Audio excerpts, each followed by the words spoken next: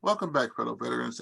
Today I have a treat for you. Today I'm introducing our interviewing a fellow Army veteran who I've known for a while, and I want to get his story out to you just to share his experiences as a veteran transitioning from the service and entering the service, transitioning and spending time protecting the nation. So as we get started, I'm going to let my fellow veteran introduce himself to you, tell you who he is. So Mr. Kipp. Thank you, Mr. Lee, for that introduction. I appreciate it. My name is Ivan Kipp. I'm a former veteran, retired service member, did 21 years in the military.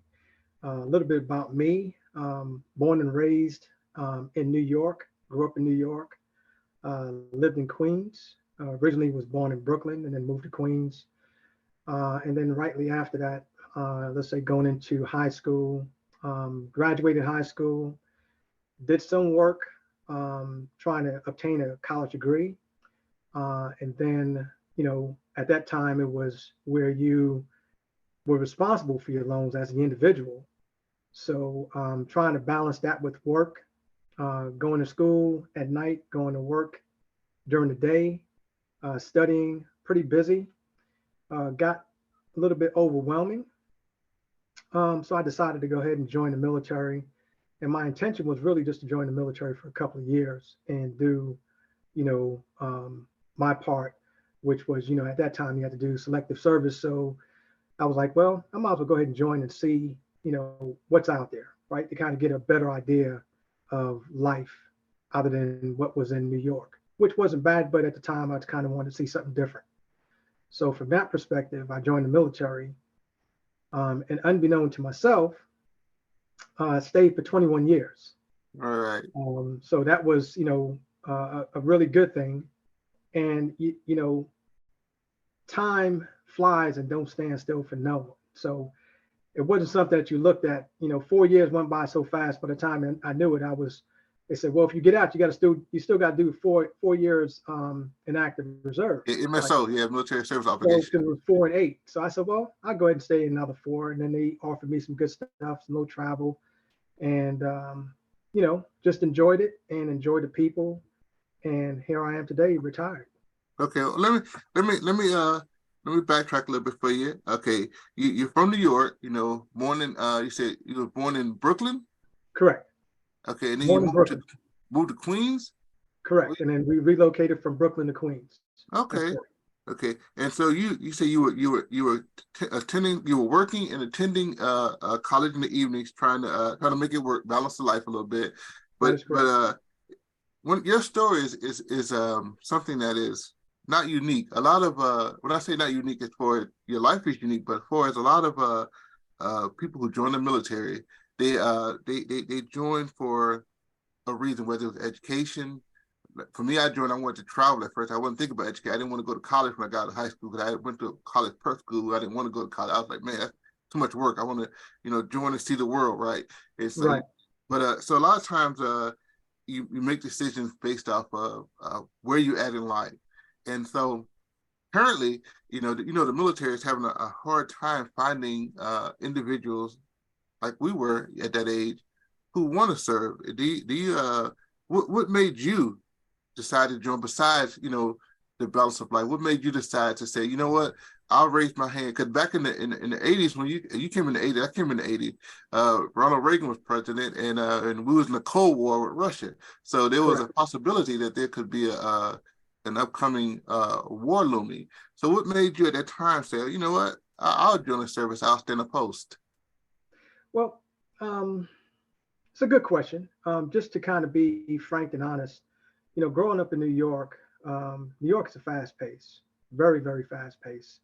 In a blink of an eye, you can be, here today and gone tomorrow in New York. And growing up during that time frame, I didn't think about those things. Like, most people will say, well, I don't know how you put on a uniform, and they'll say that for a police officer, for a fireman, They do not for and police for, officers.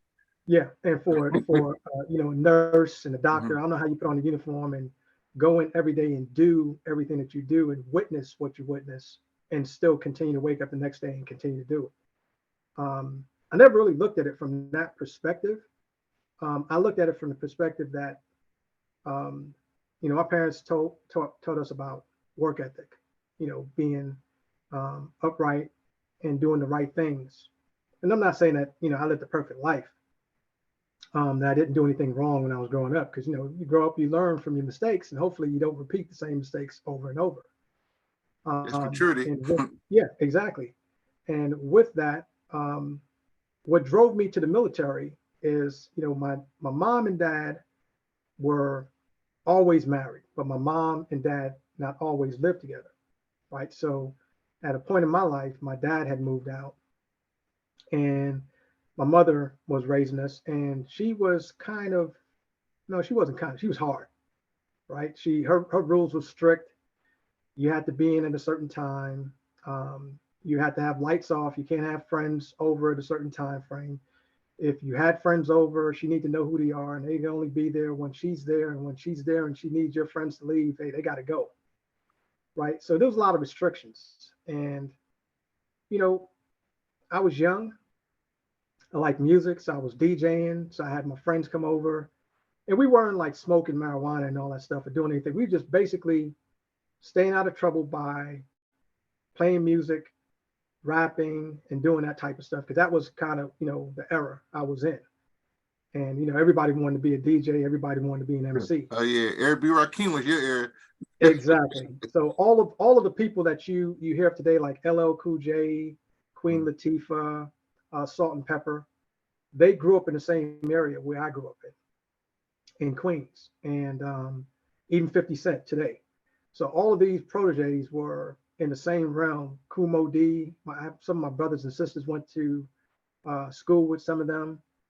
Thelma from Good Times, my sister was in the class with her. So, when you look at your environment, you become a product of your environment, and you try to fit in where you can get in to make the most out of what you can. And at that time for me, music was my safe place. So that was my tranquility space where you just kind of drift off into another world. You see everybody happy, everybody's moving and grooving, and you kind of just take that momentum, and that just becomes part of you. And so I was DJing, and my mom was like, I don't want all these people in my house. And it got to the point to where she was like, hey, it's my rules, it's my house, and either you comply or you get out. No, So understood. it got to a point to where, you know, I heard that too many times. I'm like, okay, I got to do something with my life. I can't live here forever. And I went down to the recruiter, and it was the Army recruiter. And I didn't realize a lot of things too. So there's a lot of stuff that you learn after the fact. But, my high school was a vocational high school. So I had an electrical um, vocational background in technology. So it was a technical skill. And then I was certified in radio and television repair. So when I took the test, I scored very high on the communication part. So they wanted to stick me in communications. And I came in on the delayed entry program. So signed up on the 7th of January, I think it was 1984, and went on active duty on the 23rd or 25th of that year in that same month. And I remember um, coming home after doing all the ads, because I didn't tell my family anything. I didn't tell my sister, and I did tell my older sister, and her name is Jackie. I told her, I said, hey, I'm going in the military. She's like, oh, okay, yeah, because nobody really thought that I would do it. And one day the recruiter came in that little, I think it was it was one of those older vehicles. I can't remember what it was.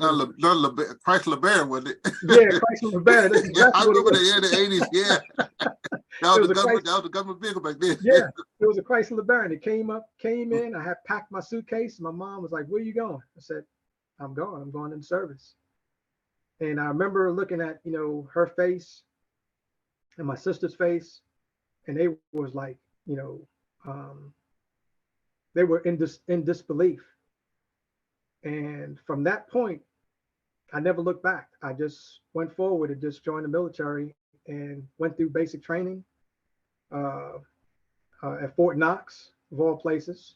Mhm. And that was the beginning of the story. I got you. Understood. So, so you one thing I noticed about your story, and it's the same for a lot of us that came up in the '80s, is that we had parents that had strict rules. And my dad used to say, as long as you're in my house, you're gonna do what I say do. Back then, in my mind, I said I won't be here long, but I couldn't say it in my face. Like today kids talk back. Exactly. Back then, I couldn't Exactly. talk back. Back then, it was just internal. And I remember a lot of people I've met in the service, their parents were the same way. You're gonna do something. You're gonna go to college. You're gonna get a job. You're gonna do something. You're not gonna just live here. Nowadays, I find a lot of kids, and I don't mean to talk about. I don't want to be the generation that talk about get off my lawn, like the old folks. But a lot Right. of the time, I see a lot of the kids today. They living at home till they 25 or 26, and they're not doing that. They're living in the parents' basement. And the reality is because the parents nowadays no longer, I believe personally, not all, but some no longer bring up their kids with a foundation of discipline and a work ethic. And so I was did. So when I went to the military was easy. Military was easy. I mean, when I talk about basic training was easy. It was difficult for some. It was easy for me because I grew up in an era where my dad said, "You're gonna do what I say do." It Correct. was easy for the drill sergeant to say do such, and it was easy. It wasn't a struggle, like so with some folks. So that's your story to say with a lot of folks from our time frame, you know. Right. But so let me move forward and say this. Okay, in the service, you say your MOS was in communications. So you were signal for when you started out. Correct. I was Signal, and Signal didn't know what to do with us, so they kicked us over in the Ordnance, and Ordnance didn't know what to do with us, and then we were caught in the quagmire, so to speak. Okay. So what was your MOS? What was your Pacific MOS when you first came in?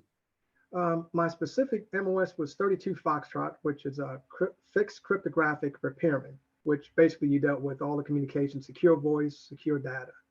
Okay. So we were ultimately responsible for all of your encrypting all of your data, right? So Understood.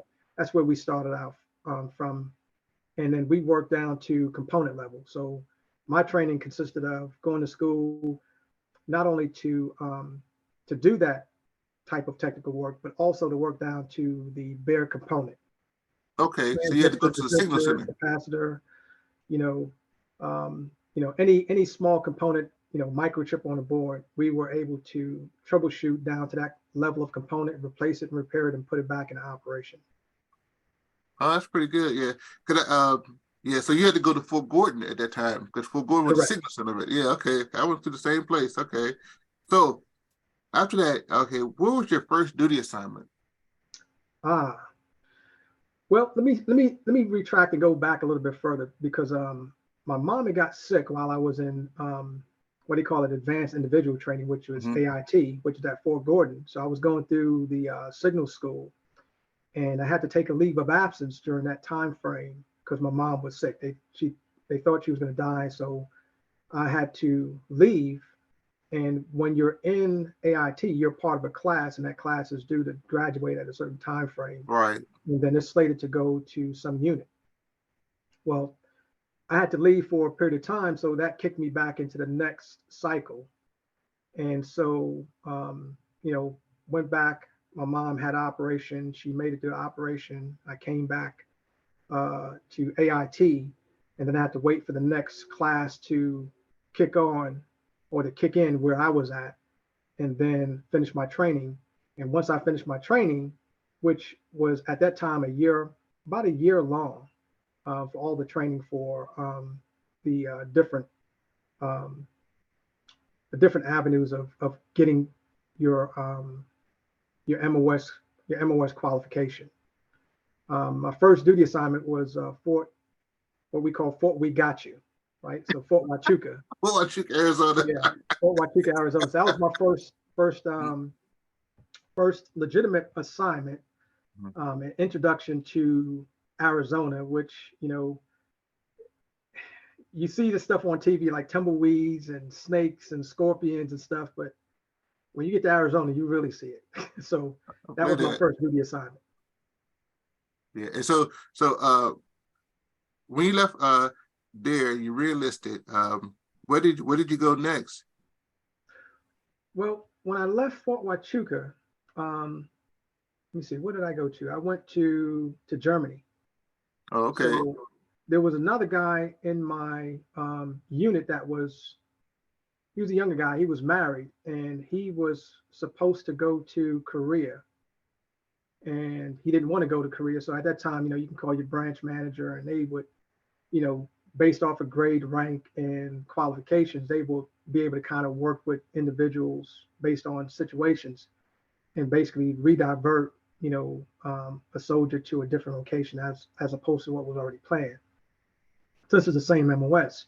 So I went through and I took all the Korean gateway classes, thinking I was going to go to Korea, and they sent him to Korea, and he was married, so he had to leave his dependents, because at that time it was unsponsored tour, because they looked at him as an individual, and he got married after the fact or later, so he didn't enroll in the programs in order to get a duty assignment that would allow him to take his dependents.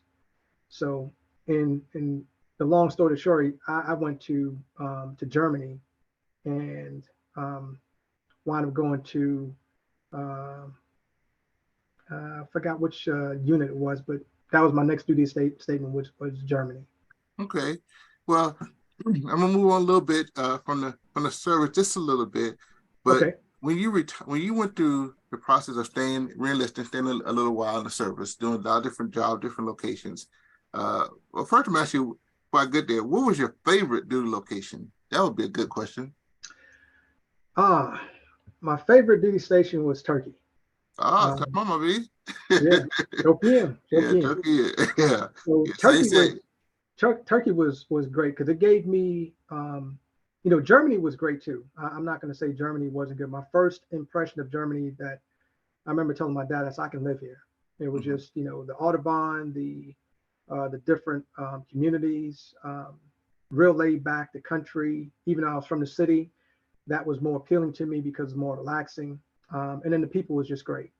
But if I had to put it on a scale, I think Turkey was one of the best assignments because it was a joint assignment.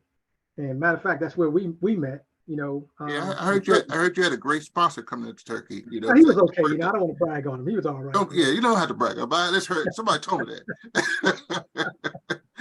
Yeah. So that was one of the um, really good assignments that I went to, and then you got to work with joint units. So we had Air Force, also Army, and there was a couple other And service Navy members there. there. Yeah. Yeah. So it was really good to be in that kind of a realm. And then Turkey was I thought the place, even though it may not get a lot of credit, was a very beautiful place. A lot of good people there. Met a lot of good friends there. Try to maintain contact, but nevertheless, things change, people change, and address changes. So, but Turkey was far most one of the best um, mixture of assignments that I had. And then plus, he was able to go places in Turkey. So like Pamukkale, Chesme, the beaches and stuff, some of the ancient ruins, Mother Teresa area. You got a chance to see history, right? Right. And that was really good. So the work-life balance was pretty good, where you can just take a weekend and go to the beach, and it's like 2 hours away, and then hang out there and enjoy yourself and then come back. So it was Right. really a good work-life balance. Okay. That's pretty good. I enjoyed Turkey too. I fell in love with the food. You know, I still today eat Mediterranean food because of That is, that yep, assignment. Yeah. exactly, Yeah. exactly. Okay. So next thing, when you went to the process of saying, I'm going to retire from the service because you could have stayed longer than you did. So when you put your retirement paper in, what made your decision to say it's time for me to leave this environment, this controlled chaos? What gave you that understand Well, that? it was a couple of things that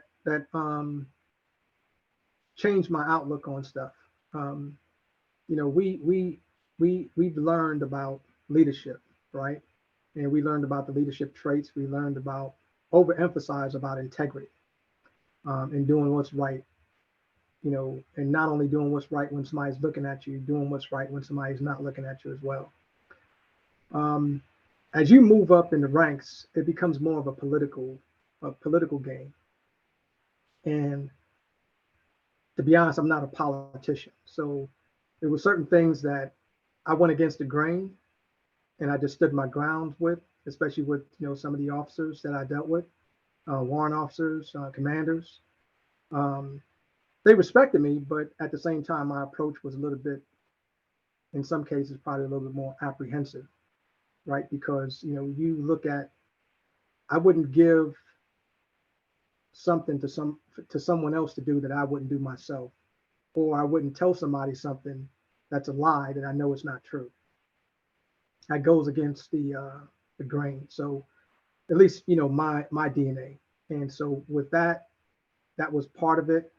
The other part was I was getting older, and you spend a good majority of your time away from your family, and I wanted to kind of bridge that because my kids were getting to the point where they was teenagers, and so as they get teenagers, they become out of control because they don't have that dual parent to kind of um, balance that mindset.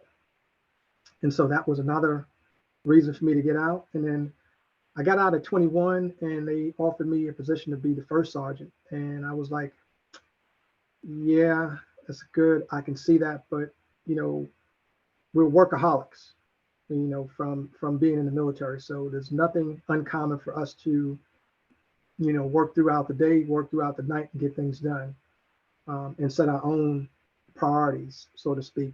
Even though we have priorities dictated to us, we normally ensure that we make those priorities a commitment, and we fulfill those obligations. Got So for it. all those reasons, um, I had personal priorities to my family. I've done, the time and service for our country, and I was very proud to stay. And it's done a lot for me, both plus and minuses on the scale. But for the most part, it gave me a platform. It kind of a little bit further defined me and who I am today.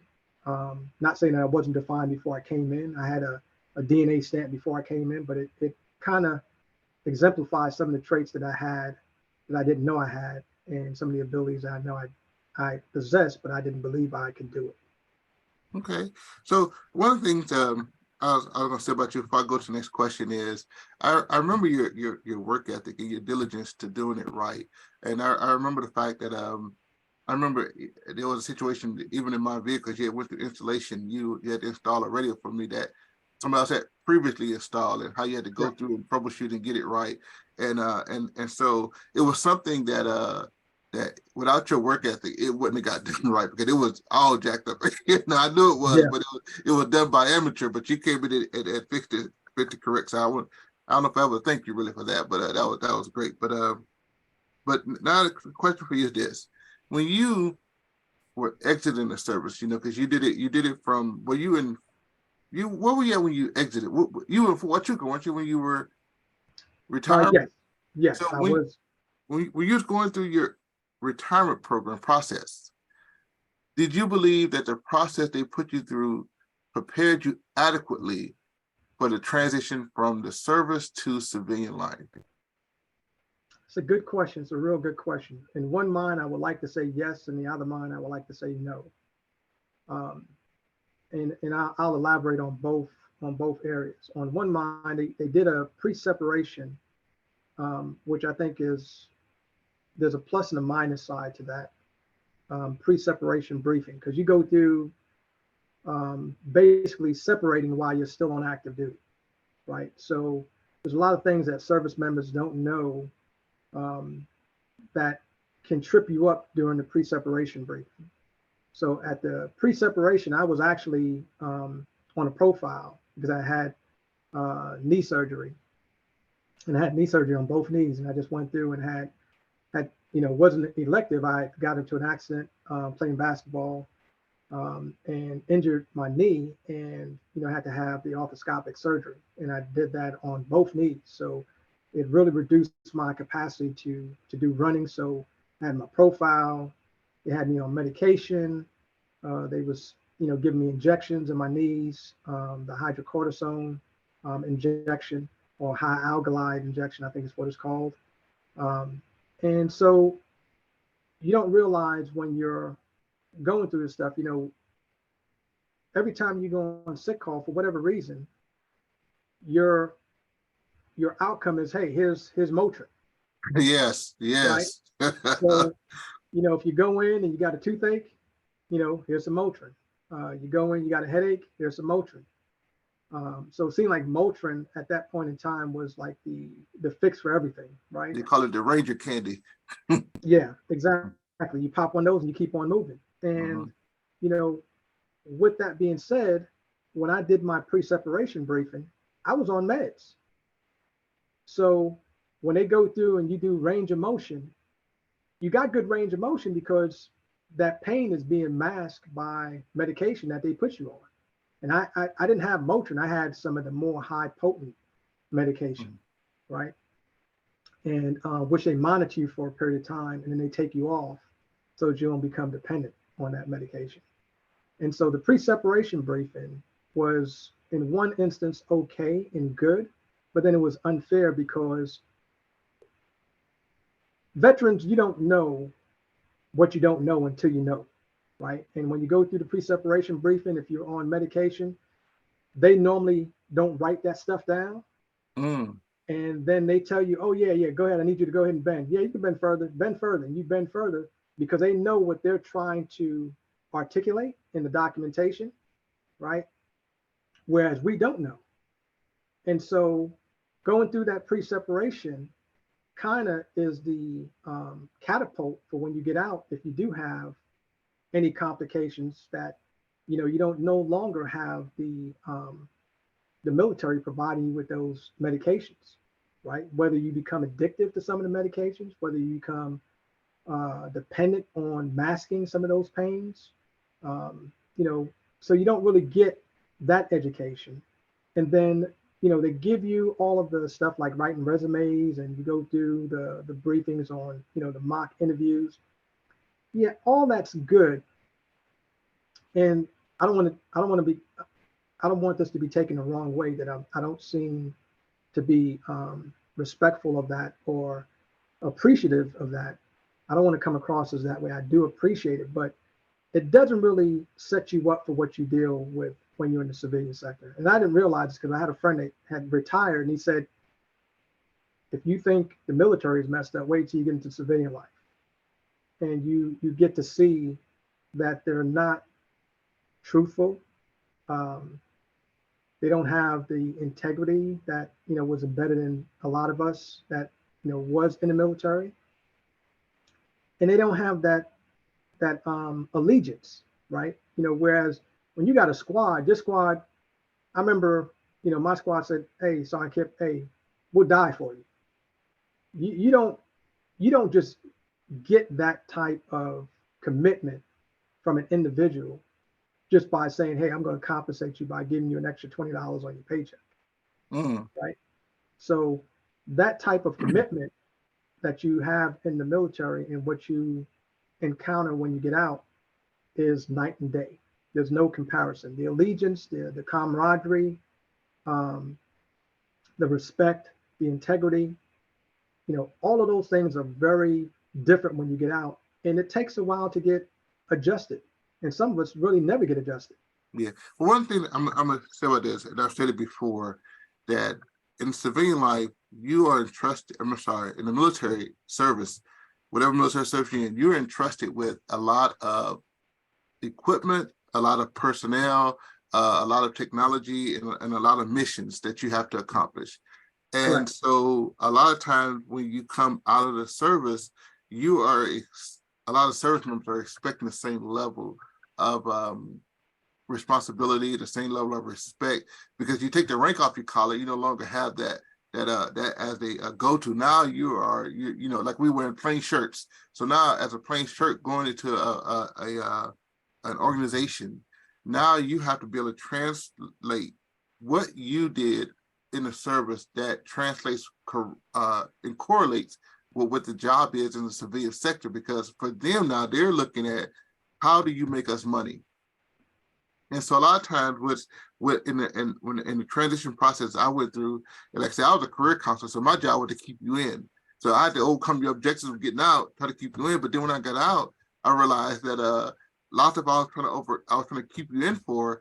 When I got out, I wasn't prepared for the civilian sector as well, because the civilian sector is it's great sector, not knocking it or whatever, but it got its own rules, Correct. and because of that, you have to be able to translate what you did in the service to a civilianized way of saying, this is what I bring to your organization, and how will you compensate me for that? I don't believe that the exit process taught us that. So I don't know if you got taught that portion. I know I didn't. No, no, that's not something that you are um, allowed to receive when you're in the military. It's something that's a learned trait through trials and tribulations. Exactly what you were saying about the organizations and how they look at you of what you bring to the table. The other part of that is the underestimation of what a service member identifies and acknowledges of what they bring to the table is far greater than what the employee is requesting you to do, right? So when it comes to being on work at time or being at work and really at work. So some people can be at work, but they're not productive, Right. right? Where, the old saying, hey, we do more before 9 o'clock. There's a lot of truth to that. We've done PT, we've got up, we've been in formations. We've done all that before 9 o'clock, and then we go eat, and then we're already at work. We're already at work, and then in formation, getting ready to go ahead and get our task for the day of what's on the objective to complete. Right. And so we're fired up, and then you have your other duties as needed, whether you're a squad leader or a platoon sergeant or platoon leader, or if you're a squad member, because you got squad A, squad B, and you could be an assistant to the squad leader, and you have your responsibilities. So there's a lot that comes with that in the civilian sector.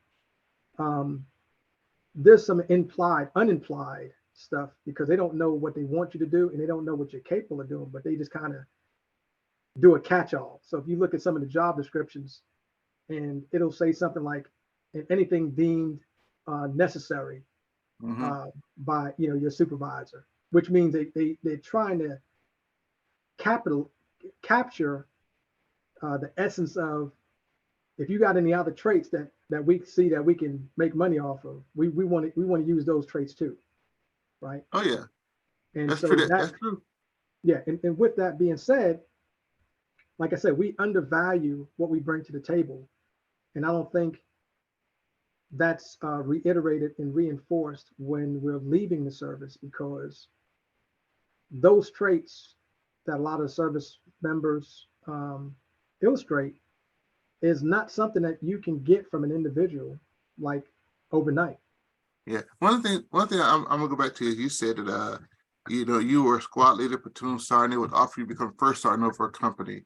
The one thing I realized that a lot of people who spend time in the military for a length of time that have taken care of people is they learn the responsibility for people.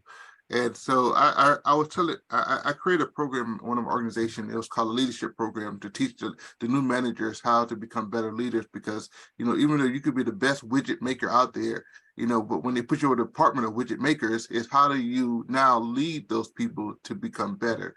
And so that's something that is naturally trained throughout the military, like you said, leadership background. And so the one thing I realized is that when you were, like I said, a squad leader, you had to know your soldiers' boot sizes, you had to know, their family members, you had to have you had to have a book, for each member. And so I was trying to train managers, like when you have people that work under you, you need to know about them. You know what I'm saying? Not just, okay, how fast can you make this widget, but you need to actually know, okay, what motivates them? How do Correct. you get the best out of them? Everything okay with their family. Those are things that you automatically have to learn in the service, that a lot of time in the civilian sector, the managers and supervisors don't get that training, because there's no training course for that. Well, for us, we had PLDC, BNOT, ANOT, then if you went on the first sergeant school, they had that training for us. They don't really have that in the civilian sector. You can go get your MBA and don't have that training. You know what I'm saying? Right. I have a master's degree, but then in my master's program, there was no training for that. That's something I learned through the service. So that's something that, as you're speaking of, as you went to the different employers and the supervisor managers there, they didn't have that training. So you might have been disappointed that, okay, well, they don't even know me. They don't know nothing about me. They don't ask no question. They just say, can you build this widget faster? And so did you run across that a lot in your pursuit in the civilian sector? Yeah. Um, the the the fortunate unfortunate part is, I think, to a large degree, um, people were intimidated, right? They'll see you, and then they'll not see you, and they'll say you're in military mode, right? Because we stay in that mode because our decisions that we make, in that capacity, can be life or death in some cases, right? When you lead a squad into a situation, they're looking at you for that leadership. They're looking for you for that guidance and that mentorship. They're scared like you scared, right? But they're looking for you to be the bigger person to keep them on the straight and narrow and get home back to their loved ones, right? And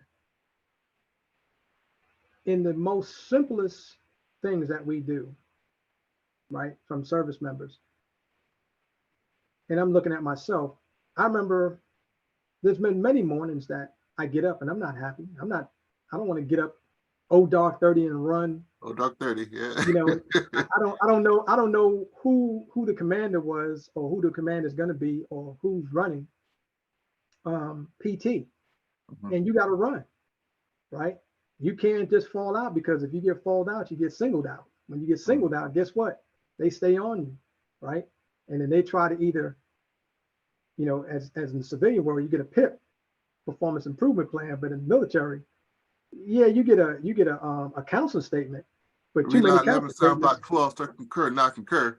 Exactly. You can do all that, but Mhm. eventually, if they get enough council statements, they can put you out, Mhm. right? So you have some things that can happen to you, whereas in the civilian sector, uh, it's there, but it's not really there. It's not really enforced. There's really not a lot of accountability on a lot of aspects. And to go back to your main question, have I experienced that? Yes, I have experienced that in the various roles that I have played, where I had the ability to be a manager, but they didn't want me to be a manager because I was, in some cases, too outspoken. So they wanted to be an individual contributor, which I do that, and I've done that. But then I was training the manager to manage me as an individual contributor. Mhm. Yeah, well, So like I said, some of the things that work in the service, courage, commitment, candor, doesn't always work as well in the civilian sector. no, Uh, but I think a lot of the time it's because when you're transitioning out, you have been indoctrinated. Like I did a video a while back, right, and it deals with the fact is that have you been institutionalized? Because the issue is because you have been trained a certain way. Now it's on us as ex-service members to be able to fit into the civilian counterpart because they're not going to change for us. So we have to learn how to change for them. And as you have, because I've followed your career a little bit. You've advanced a lot in the civilian sector.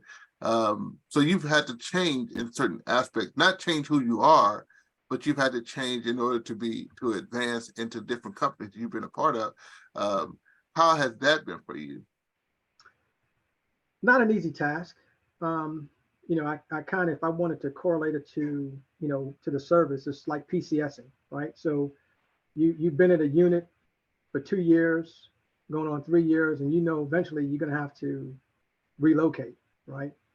So you've built up, people know you, they respect you, you're good at what you do, and then now you get orders to go to a new assignment, and then you have to get reacclimated, right? Because now you're the new kid on the block. So you have to reestablish yourself at that new location, which it's no different than being in the civilian sector. If you go from company to company, you have to reestablish yourself as the SME subject matter So expert, you're or Asperger, the yeah. or the point of contact that's, responsible for that activity. And so in that respect, it's the same, but in the other respect, it's different because the people are not the same, right? And what I mean by that is when you PCS, you're dealing with different service members, right? The difference, they have the same standard SOPs, same operation standards, but Correct. They civilian came company up, is not the same. right. They came up the same way you came up. They started from a private and worked their way up through the ranks. So they understand about picking up cigarette butts and cutting grass and putting rocks in place to make it look aesthetically correct, right? Raking sand, things of that nature. But in the civilian sector, when you go from job to job, it's not the same. The caliber of individuals are not ingrained with what their job description says they're They supposed don't to have do. a certain same level of discipline that you used to. Same level of discipline, but also the same level or a certain level of accountability and responsibility and technical ability. So Understood. that's where you kind of it kind of differentiates from the service. And I'm not saying that everybody is in the service is trained is going to be a stellar performer, but at least you're familiar with what you're responsible for doing, and you are accountable for what you're doing because somebody's holding you accountable. And then what's ingrained in us in the service is that you don't need to be micromanaged because you're trained to take the next successor, right? So as an individual contributor, right, being on a squad, I'm being trained to be that team leader and take the team leader's job to be the squad leader and to take the squad leader's job to be the platoon sergeant and to take that platoon sergeant and go into your first Yes, sergeant always and a from first sergeant progression. to command sergeant major. So we're trained, right? We're trained to progress. And then, that old saying is, you can be a staff sergeant, you can work one up and two down, right? So you can work up as a sergeant first class because they give you a promotable status, right? So they'll give you a slot as a higher role and responsibility, but may not promote you until a certain time frame, but you have that level of responsibility. And then if you're short of people, you're supposed to be able to work at least two down. So if you have a staff sergeant position and you're in a staff sergeant position, you're supposed to be able to work a sergeant position, the E5 and the E4 position. That means you might have to go back on the bench and do some bench testing, right? Right. Whereas it's not the same in the civilian counterpart world. Some people are very fortunate to be able to be very good communicators from just a communication level, being able to be a good talker, right? To say that I can do all this, but when push comes to shove, they can't do what they're saying they can do. They can manage it to a certain degree, but if push comes to shove and they actually have to do the individual job, they can't do it. Yeah, there was a commercial a while ago. I think it was a FedEx commercial, and I'm not sponsored by FedEx. I'm just talking about the commercial. Gotcha. Yeah, it was a commercial where this guy came into the plant, and the lady was saying, "I need you to do this," and he said, "Well, I got a master's degree," and she said, "Oh, we got to train you." You know, because you have a lot of book knowledge, but no technical skills. Whereas Exactly. in the military, we were trained to be technically and tactically proficient, meaning the technical job you know how to do, and you got to be able to do it tactically, whether you got to do it in a war environment or in a field environment, you have to be able to do both. Where a lot of times in the Correct. civilian sector, you go to school, you get your MBA, and all you're taught is, okay, how do you lead this company? But like you said, if people call out they're sick, they just went through a big pandemic, if nobody can be at work, can you still come in and do A, B, C, and D? If not, say you could consider a benefit to the company, but realistically, when the rubber hits the road, you can't help us. Correct. Say you need people to help us. So, but I understand that. So let me move along. I know I don't want to take too much of your time. Okay, what advice would you give to fellow service members who are considering exiting who have just exited, and what advice would you give them as far as whether it's going through the transition process or the dealing with the VA? What advice would you give them in your words? In a few words, what I would say is get to know yourself. You know, we tend to um, live in an unrealistic situation, right? And we expect people to understand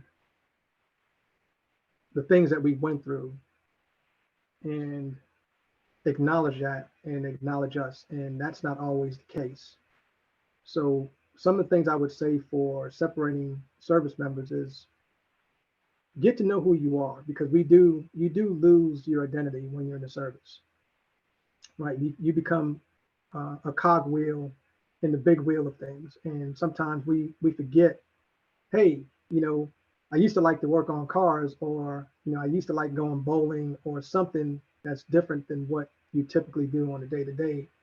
And we make those sacrifices to put those on the back burner in order to take care of the big picture. So we kind of lose part of who we are to some extent, and what we like and what makes up our DNA, and we mask it by being workaholics. We kind of replace those things with staying engaged, doing something, always doing something, but never really stopping to take a moment. Like a prime example would be when you drive across a country, right? All we're worried about is the destination, Yes, yes, right? We're not worried about getting from A to B and enjoying getting to the destination. The main objective is just getting to the destination and saying we did it. But a lot of times, you know, people say, "Hey, did you ever stop in Tennessee?" Now I've been through there. I've been yeah. A through lot of there. times been through Been through there a there. lot of times, but you never really get to enjoy doing those things that for some people it becomes natural, right? You know, if you go walking, you can see the beauty in the sky, the beauty in the trees, or the beauty in life itself, as opposed to let me walk up this mountain and get up Mm, there, and then you walk up there, you're like, okay, I did it. But when you make everything an objective, sometimes you miss the opportunities, and the opportunities you miss is the beauty that goes along with you getting to the destination. So it's not just a journey, right? Or it's not just getting to the destination. It's the journey on how you get to that destination, which kind of makes it, you know, more profound and more realistic. yeah, I can tell you this one thing I've learned is this. You know, I'm like you. I've driven all over the country. You know, in fact, I drove from New Jersey to down to New Orleans, where I'm from, all the way up to Alaska through Canada. And the goal took 7 days was to get there. But there are places along the way now. I look back and say, man, I wish I'd have stopped by Yellowstone. I wish I'd have went by Mount Rushmore. I wish I'd have did it. And I got a chance to go to in Arizona. Oh my goodness, I was there 2005. Um, the Big Canyon, the Grand Canyon. Grand Canyon. Yeah, I couldn't even Grand, remember. I was at a conference there, and then my sister did that. So after the conference, I think we took vacation with my wife. We got a chance to go to the Grand Canyon with my sister, and I had never, had been there. And so there are things like you said, you have to learn what do you like when you come out surf, because you're right, your identity is gone. The one thing is because, like I said, it took a long time for me to go from Lee to Clinton.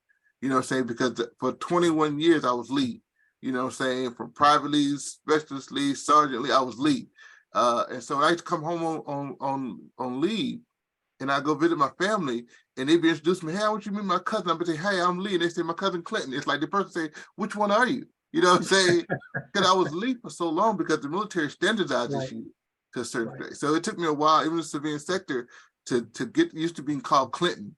You know what I'm saying? Because for 21 years, unless you, even my close friends, we only knew each other by last name. Like I still call you Kipp. You know what I'm saying? yeah. And I I still know call you I know Lee. your name. You still call me. See what I'm saying? So what I'm saying is that you get so used to that it's almost not normal, I'll call it, to be called by your first name. People used to say, who are you? I say, I'm Lee. They be like, what's your last name? Oh, Lee. it is my last name. You Yeah, know what I'm exactly. saying? because exactly. you lose your identity in the service. So transitioning from the service, you have to be able to know who you were or who you are, because you've grown up. So a lot of things you were, the maturation process happened for you, but it didn't happen in the civilian sector. So you got to know who you are. Like you said, do you like to work on cars outside of working on your Humvee? Do you like to go fishing? Do you like to do certain things? Whatever it is. Like I found out in Korea in the Humvee, man, we used to go different mountain sites we had to go to. We'd go all off road and stuff. I like that. So I Right, started doing off road when I got out the service, So I got a little road, so I realized that's something I like. So it put me a part of a group of off roaders that weren't military. So it helped me in my transition. So I wasn't just always thinking military minded, because the one thing about when you transition, you almost have to leave a lot of the military mindset behind in the military, because realistically, they left. I don't say they left you. Like me and my wife talk about this the other day. Because my retired friend talk about this.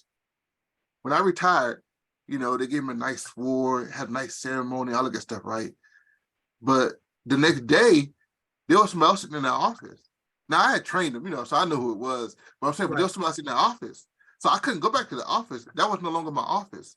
Say I was no longer a member of that unit. I had retired. Thank you for your service. They salute you, give you a flag, all that good stuff. But you're done. So exactly. now you're done, and you have to know who you are. I tell people it's like going through a death process. They got the stages of grieving, because you're grieving for who you used to be. A lot of times, this is something that the transitioning program, they don't teach you. They can't really teach. They don't have the time to teach you this. But you're grieving for who you used to be, because you're no longer that person. What I'm Correct. saying? You're no longer the platoon sergeant. You're no longer like I was you're no longer the brigade career counselor. Now you are just you're Clinton Lee again. And so who is Clinton Lee, and how does Clinton Lee fit in the civilian sector? How does Ivan Kipp fit back into the civilian sector? And what does he bring that's going to benefit a civilian company? Because obviously, unless you have invested in Apple when it was $5 a share, like I knew a guy did. I wish I'd have did it back then. Invested in Apple with $5 a share and did that for a few years. When you get out the service, you're still gonna have to find employment. And so as you do that, is how do you fit into a civilian organization?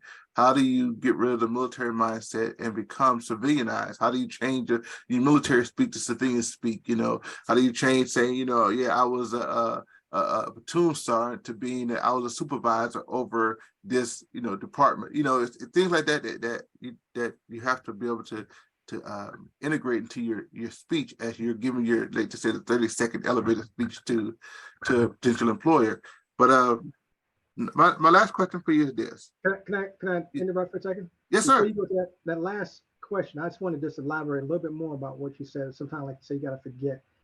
I don't think you have to forget about the military. I think what you have to do is understand that it's part of your DNA and how to open up your perspective, right? Because a prime example I'll take is, or provide is, if you take a piece of paper, right? Two pieces of paper that are normally separate by itself, and put glue on it, and put those two pieces of paper together, right? And try to separate those two pieces of paper after that glue is adhered for a period of time. You may separate the two, but you have part of one page on one side and part of the other page on the other side if it don't rip it apart. So it's a fine balance. And I think with that being said, for service members coming out, that's where that balance needs to be made, because sometimes when you detach from the military, it's like if you pull that paper too far or too fast, you basically destroyed the other paper, right? Which in a sense you're destroying yourself, right? Mm, Whatever that DNA is from what because most of us, or a good portion of us, has been in the military from the earliest years in your life, which are most influential, right? mhm. And so it's no different than a young person in the civilian sector growing up with a grandfather, right? So you don't have, your friends are not really your age. Your friends are really older, or you can relate better to older people as opposed to people in your age group. So I differ a little bit about saying you forget about the military. I would say I wouldn't use that terminology. I wouldn't say forget about the military, but just understand that it is a platform that makes up who you are. And who you are, it is defined. It may need some fine tuning. So just add to it, just like building a house. You have to build a foundation before you can build a house on top of that foundation. You can't build your foundation in sand and then build a structure on top of that foundation and expect it to stand. You have to build it on the solid ground. So that foundation is your personal life before you enter the military life, and just understand that the military life is one chapter and that new chapter is the civilian sector. And you have to learn how to be part of that arena as well. So you don't have to give up who you are. And I'm not saying that you're saying that, but I'm just saying, I just kind of want to stress that. But you kind of want to be able to continue to grow, Oh right? yeah. Which we all have that potential. Yeah, I agree. But the fact that one of my things that I said to another interview I did is that as a HR consultant now, but as an HR director, business partner, if I saw your resume and it had service time on it, I was looking to hire you because I know you had a discipline about you. Now, like you said earlier, that doesn't mean that every service member coming out is going to have the same level of discipline because they're a Right. product of society as well. You know, say you take them in and you pour into them, but that don't mean they're going to come out a different way. But I use that to me that was an advantage. And I talked to she was a veteran, Air Force veteran. She said to her it has been a disadvantage because they see the military on the resume, and like you said, sometimes they're intimidated, and sometimes they think that you only can function one way. And so the reality is that we are able to, like you said, go from country to country, go from base to base. We're able to function in a multiplicity of manners and organizations and even in different countries. Like we worked in NATO. NATO is totally different than the regular Army unit, but we're able to operate because different countries in NATO have different standards. You know, the first time I know you went to Latina Italy too. When we went to school there Yep. for NATO school.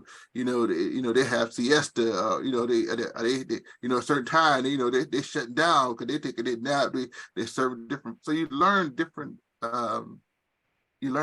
ways of operating, and that's the one thing that a lot of times when you deal with people in the civilian sector, not always, but a lot of times that have never served, never lived in another country, never did anything else, they only have one way of operating. So you're right. You have a foundation that affords you the opportunity to operate in a multiplicity of ways to benefit the organization, whereas some people who don't have that, they only could do one thing, you know. But my last question I wanted to ask you was, if you could design your perfect career, civilianized career. If you can define it and build it yourself, what would it be? What would you want to do for the rest of your working life? It's a very complicated question. You put me on the spot, Oh right? yeah, that's my job. That's my job. I know. That's what you do. That's what you do. But you know, I think I've come full circle, and you know, what I like doing is educating, right? So I think my biggest contribution that I can give back is learning and sharing what I learned. A lot of people they learn stuff, but they're not willing to share because there's a profit always attached to it or something of monumental value, So right? hold on, Either before you go further, I got to stop you there. Okay, okay, so like I was like you were instructed at before going after a while. So when you say give back, learning and giving back, are you talking about would you be willing to go into the high school or the college or technical school to teach? all the above. Okay, that's okay. Just wanted to make sure that okay, it's Yeah, good there. all the above. And at a point, you know, eventually we all, and I say this because I truly believe this. I think we all have an objective, right? That was already ordained before we began this journey, right? That once you take, you have to give back, right? If you look at, when someone passes and they put them in the ground, your body basically, um, dematerializes and becomes part of the earth, right? And creates new life um, that didn't exist.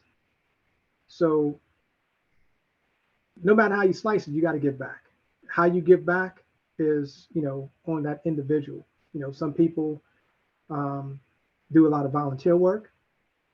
Some people, uh, train or work with the elderly or work with the younger adults that are, looking for mentorship. And I know I'm kind of going off the scale a little bit, but those are things I think mean a lot when you can give back. And I used to do with some organizations, they had Habitat for Humanity where you go out and you would help build homes for people who cannot afford, homes and stuff like that. Feed the homeless. I know I have friends that have done that. Participate in some of the marathons or walkathons to raise money for, some, charitable contribution. And so all of those things I think is where I'm kind of heading back to, is to give back. I don't mind, you know, training somebody to replace my job, which, people find that kind of hard to imagine. Why would you train me to take your job? Because I'm not afraid of training you to take my job, because if I'm doing my job, that means that somebody else, I would have another opportunity to move into another position and you would move into. So it's all succession.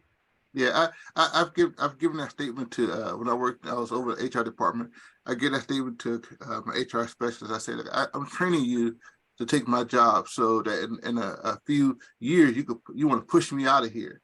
And she didn't understand it at first, but I was saying, yeah, because that's one thing I learned from the service, is that you're gonna leave, and so you gotta have somebody who, that when you leave it better than when you got there.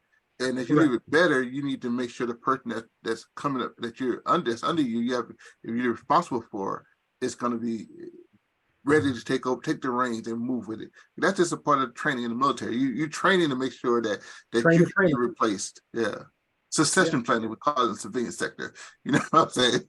Right. Yeah. Well, Mr. Kipp, I know I took a lot of your time. I think over an hour. I usually don't take this much time. I appreciate you volunteering your time for this, because it's free. There's no pay coming for this, right? Oh, I didn't get the memo. I didn't get the, I'm Yeah, just kidding. but I really appreciate that. I thank you from the bottom of my heart for your service and for your input here. Our goal here is to be a resource for veterans, because every veteran is going to go through a different process as they exit the service. But it is a process, and every veteran is going to have a different take on how their process went. And so my goal is to talk to as many veterans as possible to see their point of view, so that we can truly, as a platform, be a resource for veterans. So if you're a veteran that watched this interview as we posted onto YouTube, please like, comment, subscribe to the channel, and leave your comments, so that I'll read every comment, read your comments, so we know what we can do better.